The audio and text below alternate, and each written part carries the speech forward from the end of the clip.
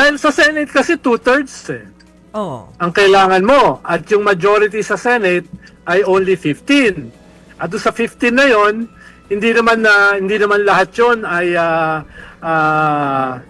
critical kay Vice President Sara. Kahit sabihin mo na objective sila, even the minority. In the real world, ang mahalaga diyan yung individual calculations ng individual senators. What's in it for them kung sila ay boboto or hindi sa impeachment?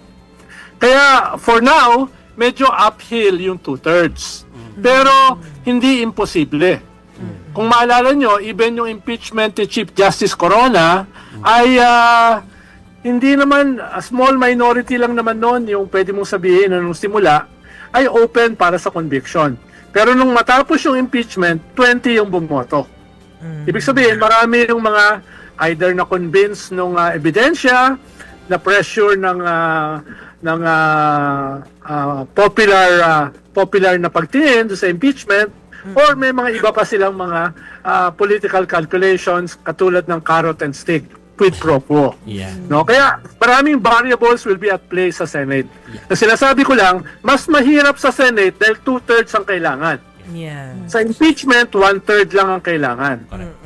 Follow up Kaya ako. kung yan ay papasa sa Justice Committee, most probably, yan ay maaprubahan sa plenary. Pero iba sa Senado, syempre. Yeah.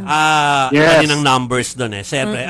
So, singit lang ako, Chiki, ha. Yes. Pa-follow up ko lang ito ko sa, kasi simplistic to, Ronald, sa panahon na parang alam natin na cash na ang kalakaran ng korupsyon dito. Cash meaning talagang cold cash.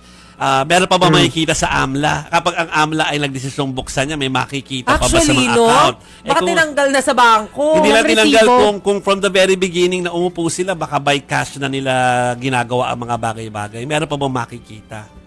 Pwede, pero it doesn't matter eh. Dahil yung mga yan, meron yan nilalagay sa bangko. Sayang. Meron yung mga tinatago sa kahadero, no? Combination naman yan eh. Ikalawa, alam mo naman yung mga Duterte, yung kanilang impunity, ang feeling nila, sila ay untouchable. Hanggang last minute nga, hindi naniniwala si Digong na siya ay madadala sa ICC. Diba? Kahit naman yung mga kasabwat niya, ang tingin, it will never happen. Until it happened. No? So, ang makikita dyan, sa mga bank accounts na yan, ay yung history ng kanilang mga pumasok at mga na-withdraw na pera. Dati pa lang, as early as 2016, 2017, Okay. sinasabi na ni Juan, Trillanes. sinasabi na ni na maraming pumasok na mga tseke. Ang problema lang, yung hawak na tseke ni Trillanes ay hindi official dahil hindi dumaan sa tamang proseso. Dapat daw kasi dyan may proseso eh. Kaya hindi na gamit yung kanyang mga tseke na nirelease. Yeah. Ngayon, magbabago yan dahil baka maging official na yan. Pero kung titignan mo yung mga nilabas dati ni Senator Trillanes at saka ni Deputy Ombudsman Carandang, medyo questionable yung mga pumasok na pera in the hundreds of millions. Dahil yung mga nagbigay ay mga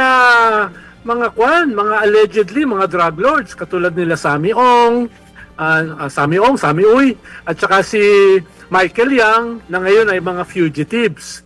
So, kung yan ay magkakatotoo, kung yan ay magiging official, sinong senador ang hindi magko-convict?